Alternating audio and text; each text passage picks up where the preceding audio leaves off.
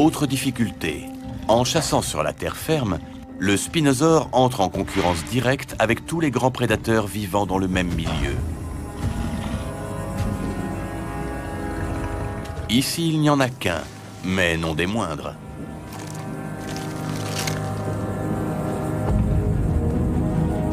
Le Carcharodontosaure.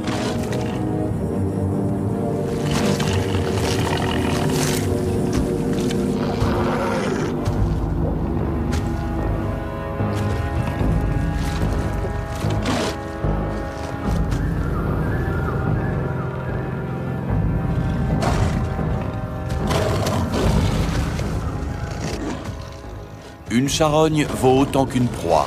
Elle sera l'enjeu d'un rude combat. Un combat aussi dangereux pour l'un que pour l'autre. Les risques d'en sortir grièvement blessé sont énormes. Les varans de Komodo actuels trouvent souvent la mort dans ce genre d'affrontement.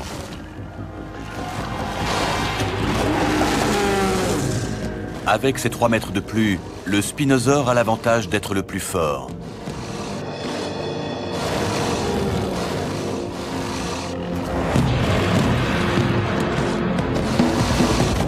Mais le Carcharodontosaure peut tuer d'un seul coup de dent.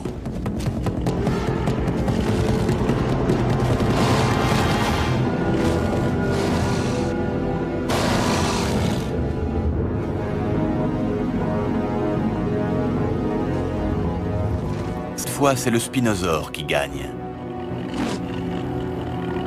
Mais l'équilibre des forces entre ces deux tueurs demeure fragile.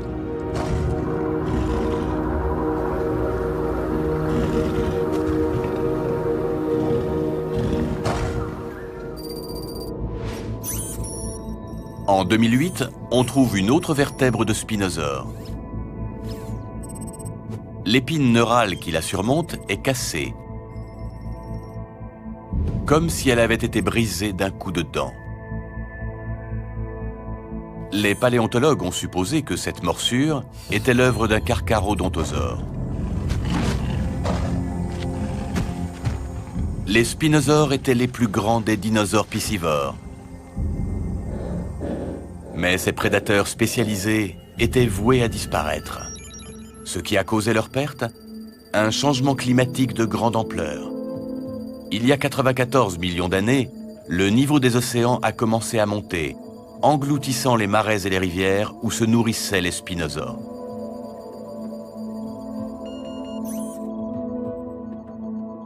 Ce régime particulier, qui faisait la force de ces dinosaures carnivores, a fini par les perdre. Ainsi disparut le plus grand prédateur que la Terre ait jamais porté.